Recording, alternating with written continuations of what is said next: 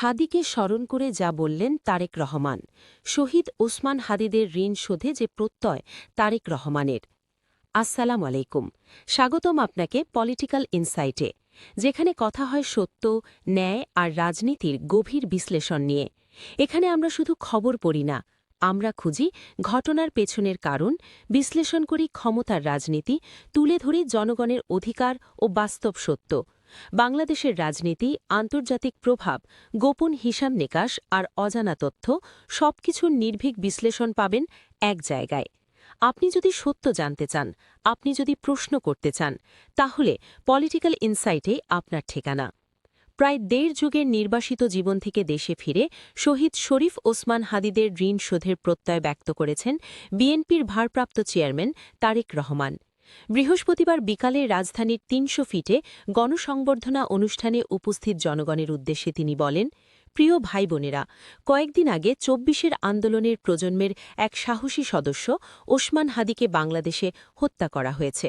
ওসমান হাদি শহীদ হয়েছেন। তারেক রহমান বলেন, ওসমান হাদি চেয়েছিলেন এদেশের মানুষের জন্য গণতন্ত্র প্রতিষ্ঠা হোক, এদেশের মানুষ তাদের গণতান্ত্রিক ও অর্থনৈতিক অধিকার ফিরে পাক। ওসমান হাদি সহ ২৪-এর আন্দোলনে যারা শহীদ হয়েছেন, ৭১-এ যারা শহীদ হয়েছেন, বিগত স্বৈরাচারের আমলে যারা গুম খুনের শিকার হয়েছেন, এ মানুষগুলোর রক্তের ঋণ যদি শোধ করতে হয়, আসুন আমরা সেই প্রত্যাশিত বাংলাদেশ গড়ে তুলব, যেখানে আমরা সকলে মিলে কাজ করব। দেশবাসীকে ধৈর্য ধরার আহ্বান জানিয়ে বিএনপির ভারপ্রাপ্ত চেয়ারম্যান তারেক রহমান বলেন, আধিপত্যবাদ শক্তির বিভিন্ন শক্তি এখনও ষড়যন্ত্রে লিপ্ত রয়েছে। এজন্য আমাদেরকে ধৈর্যশীল হতে হবে, ধৈর্য ধারণ করতে হবে। বিশেষ করে তরুণ প্রজন্মের যেসব সদস্য আছেন, আপনারাই আগামী দিনে দেশকে নেতৃত্ব দেবেন, দেশকে গড়ে তুলবেন। এ দায়িত্ব তরুণ প্রজন্মের সদস্যদের আজ গ্রহণ করতে হবে, যাতে করে এ দেশকে আমরা গণতান্ত্রিক ও অর্থনৈতিক শক্ত ভিত্তির ওপর গড়ে তুলতে পারি। তিনি আরও বলেন, আমার সঙ্গে আজকে মঞ্চে বহু জাতীয় নেতৃবৃন্দ বসে আছেন।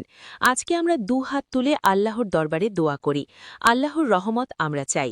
আমরা জনগণের প্রত্যাশিত বাংলাদেশ গড়ে তুলতে চাই। যে কোনো মূল্যে আমাদেরকে এদেশের শান্তি শৃঙ্খলা বজায় রাখতে হবে।